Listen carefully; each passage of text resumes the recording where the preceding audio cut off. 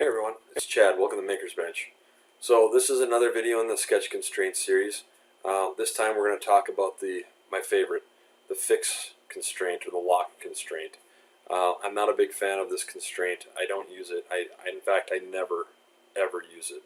I don't think that there's any reason to use it.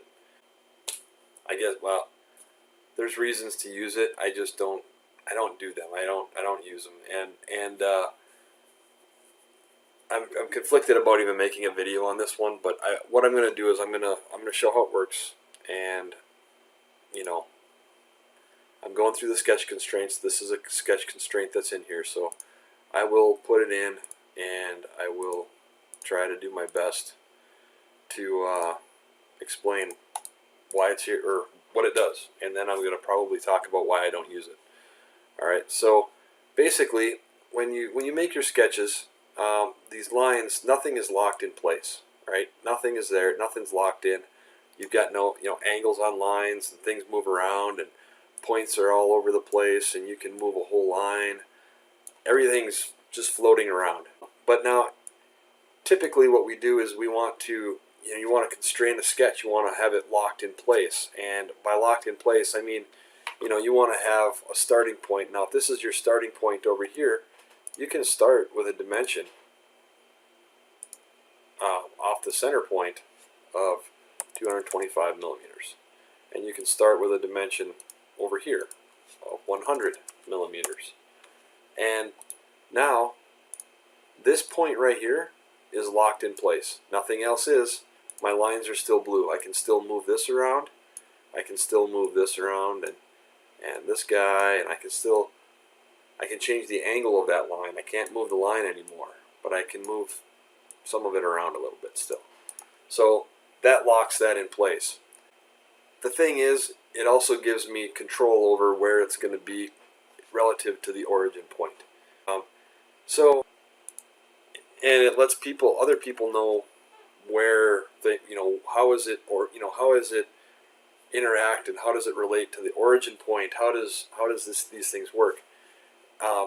If I draw something up and I'm like, you know what, this is where I want this, and this is where I want that, and I want this over here, and I'm going to use this lock constraint, and I'm going to put it right there.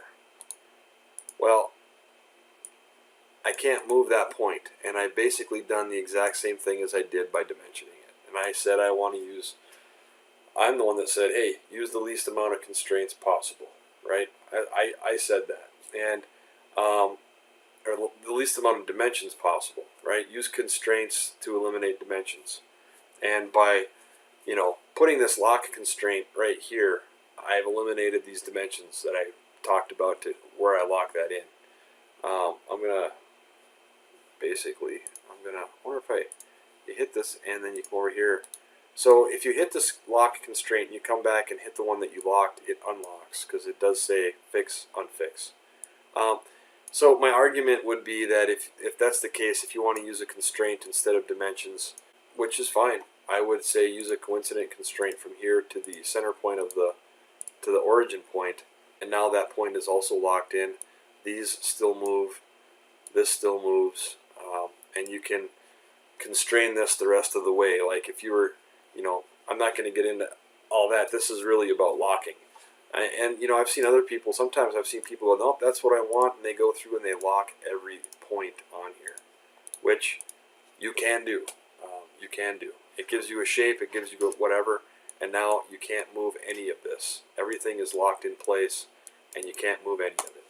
It is not the best practice. I mean, obviously, it's your design, you can do what you want with it. This stuff does work, but it really, really isn't a great way to go about doing this. Just because when you come back and you want to change something, if something is off just a little bit and you want to move it, you're going to have to basically click the fix, unfix. You're going to click on there and you're going to be guessing. Okay, you're going to be guessing, where do I want to move that? Now I don't know where I'm at. Where was I? And there's just so much, way more control over it by using constraints and dimensions and having some sort of geometry to lock that down instead of just a shape. But If all you care is just about making a simple shape or something, and you want to do it that way, it does work. That's it for the fix and unfix constraint. Again, not a huge fan of that one personally, but it can be used. It is in here. It's included in the tools, and it does do something. So maybe it's something that you want to use. Again, I don't recommend it, but that's it for this one. If you have any questions, put it in the comments below. Hit subscribe if you haven't subscribed already, and we'll see you next time.